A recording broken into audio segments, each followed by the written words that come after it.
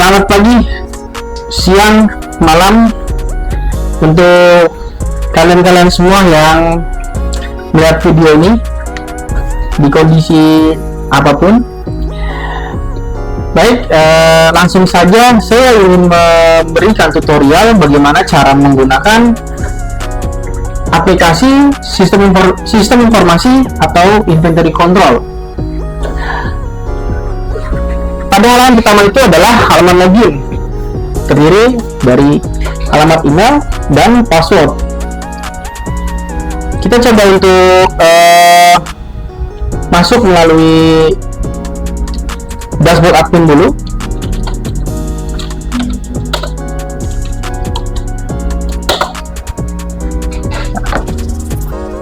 Oke, kita sudah masuk di halaman dashboard admin. Seperti biasa ya, di dalam dashboard itu terdiri dari barang masuk, ada barang keluar, permintaan barang, dan PO atau purchase order. Lanjut di bagian sidebar-nya itu ada dashboard. Lalu di bagian data master ada departemen. Kita coba buka untuk menu pertama, yaitu departemen atau divisi biasanya. Ini saya sudah mencoba memasukkan beberapa unit departemen atau nama departemen, nama unit. Kita coba tambah, lalu kita ketik unit apa aja, lalu kita save. Di sini muncul notifikasi di pojok sebelah kanan pada bagian atas jika data departemen sudah tersimpan. Lalu kita coba untuk menu editnya.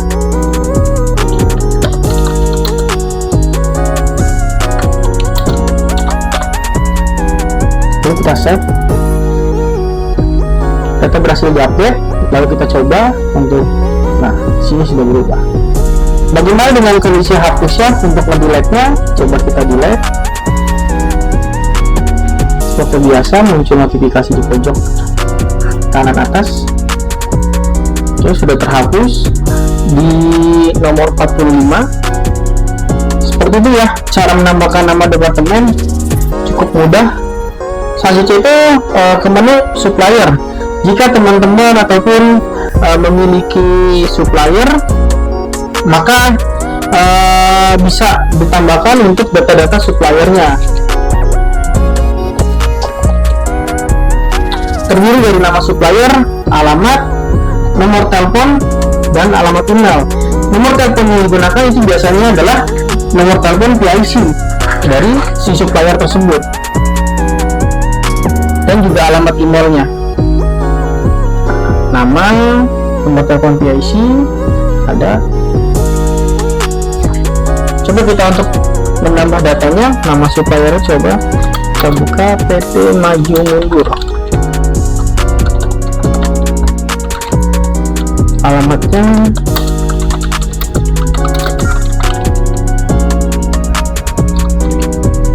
kita coba masukin nomor telepon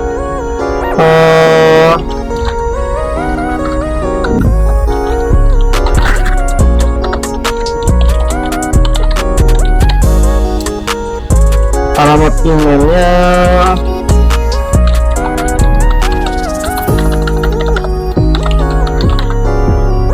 lalu PIC nya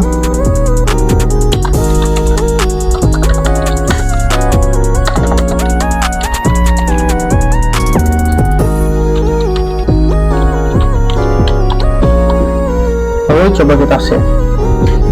Oke, berhasil ya untuk menyimpan data suppliernya, dan itu cara inputannya cukup mudah. Lalu kita coba untuk edit. Sini kita tambahin edit nama supplier. Oke, nah sini berhasil diedit. Selanjutnya kita ke kategori barang. Di sini kategori barang itu bisa ditambahkan ya nama-nama kategorinya. Kategorinya bisa disesuaikan dengan barang-barang yang ada di lokasi ataupun wilayah kerja teman-teman semua. Seperti ini tampilan tuh kategori barang. Untuk tambah kategori tinggal klik button tambah, lalu nama kita tulis nama kategorinya apa, lalu kita klik seperti itu. Lalu di sini ada tiga, sebenarnya di sini tuh kita buat ada 3 gudang ya.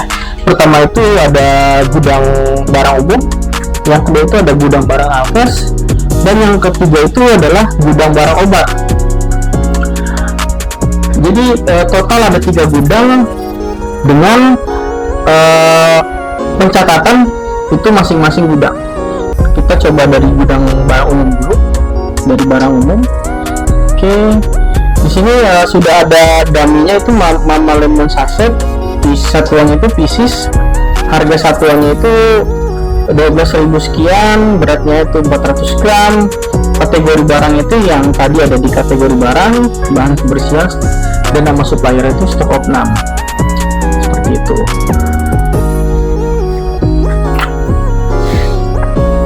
Lalu bagaimana cara menambahkan data barang ataupun master barang dari barang umum ini adalah dengan klik button tambah data. Kategori barang kita pilih, misalkan kita pengen membuat barang umum ATK, suppliernya misalkan ini, nama barangnya buku tulis kan besar. Satuannya itu kita bisa disesuaikan juga, satuannya itu dalam bentuknya piece atau box. Lalu harga satuannya kita bisa sesuaikan, berat barang, dan keterangan. Keterangan ini bisa diisi opsional ya, mau diisi atau tidak itu bisa. Kita coba isi dulunya ya. Oh ya, untuk satuannya itu kita bisa rubah gram, kilogram ataupun ton. Lalu kita save. Oke, berhasil ya tersimpan untuk nambah data master dari barang umum. Lalu kita beralih ke barang alkes di bawahnya. Ini juga sudah ada data dummy-nya, coba tapi kita tambahkan dulu untuk master data barang untuk alkes. Kita sesuaikan dengan kategorinya.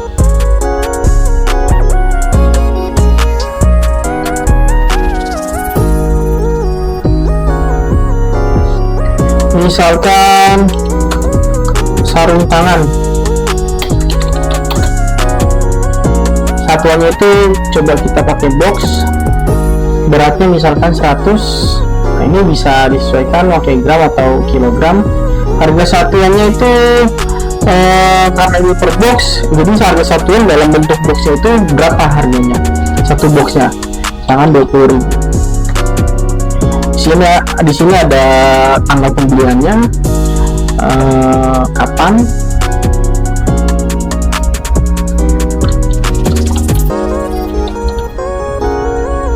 lalu kita save. Oke, data berhasil tersimpan. Selanjutnya kita akan beralih ke barang obat. Kita coba tambah data barang obatnya.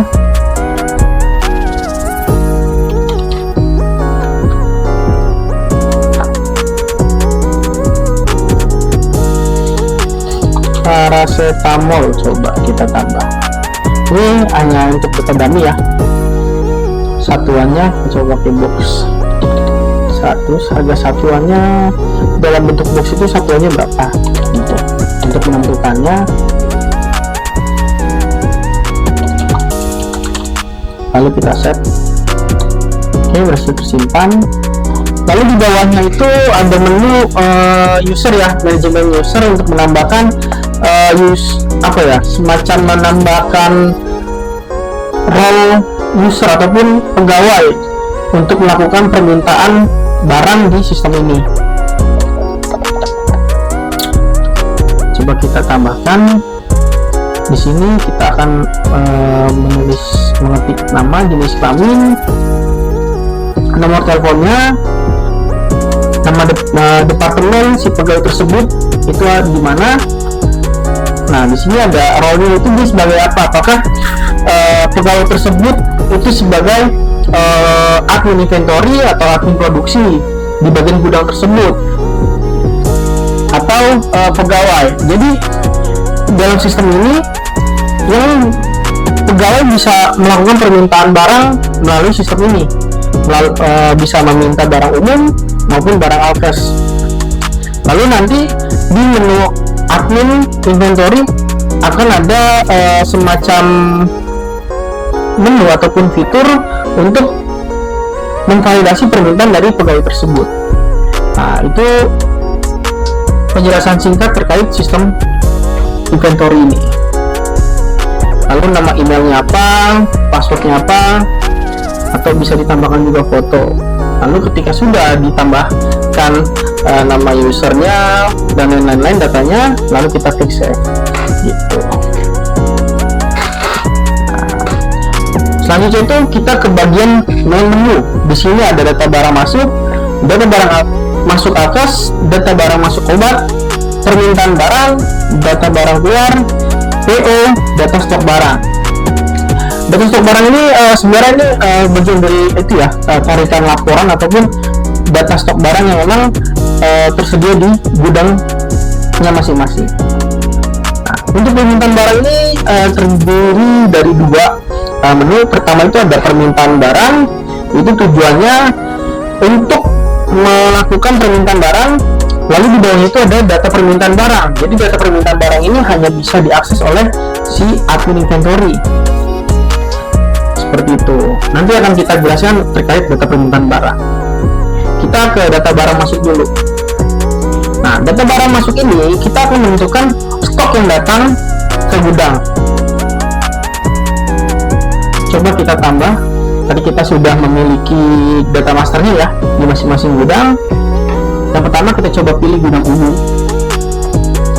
Kita coba pilih lagi untuk suppliernya. Nah, di sini ada batch number. Batch number ini akan secara otomatis terisi. Kita pilih nama barangnya dulu. Karena ini gudang umum, maka yang muncul itu hanya barang-barang yang ada di gudang umum. Kita coba pilih buku tulis. Nah, buku tulis ini satuannya apa? Satuannya misalkan dalam bentuknya piece. Nah, kuantiti yang datang itu berapa? Kita coba masukkan kuantiti itu 20. Nah, jika ada expired date, maka bisa ditambahkan untuk expired date-nya gitu, atau bisa dihilangkan pun bisa, kalau tergantung request itu pun bisa juga seperti itu. Nah, jika ada barang yang masuk lagi selain buku tulis ini, kita bisa menambahkan button plus ya, ataupun tambah ini di pojok kanan atas. Tinggal kita klik, maka akan otomatis menambah di halaman berikutnya ataupun di baris berikutnya. Coba kita tambahkan Mama Lemon Saset. Nah, satuannya itu piece, misalkan yang datang itu 15. ED-nya misalkan ada di tahun 2027 di bulan Januari misalkan. Kita nggak tahu ya apakah Mama Lemon itu ada expired date atau tidak. Ini hanya dummy ataupun dicoba untuk penginputan di sistem inventory ini. Lalu kita simpan.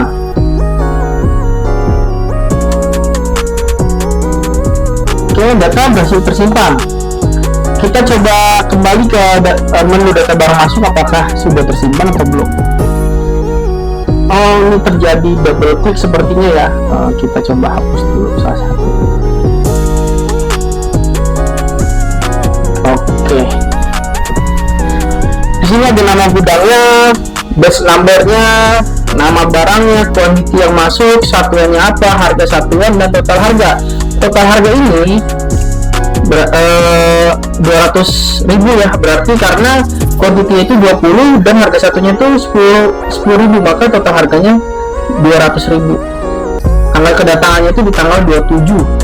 Tanggal pengikutannya kita tambahkan untuk tanggal kedatangannya. Di sini ada apa ya, menu aksi di sini. Ada kayak icon search, ini bisa kita lihat detail barang itu seperti apa gitu. Ini detail barangnya, kita jika pengen lihat detail barangnya. Dan jika misalkan untuk teman-teman yang ingin menambahkan foto barangnya, mungkin bisa ya untuk ditambahkan untuk foto barangnya di halaman ini, di detailnya ini. Sepertinya akan lebih baik ya, akan lebih elegan dan bagus juga untuk detail informasi barangnya. Oke, di sini juga ada tombol ataupun icon untuk edit, lalu delete juga pun ada.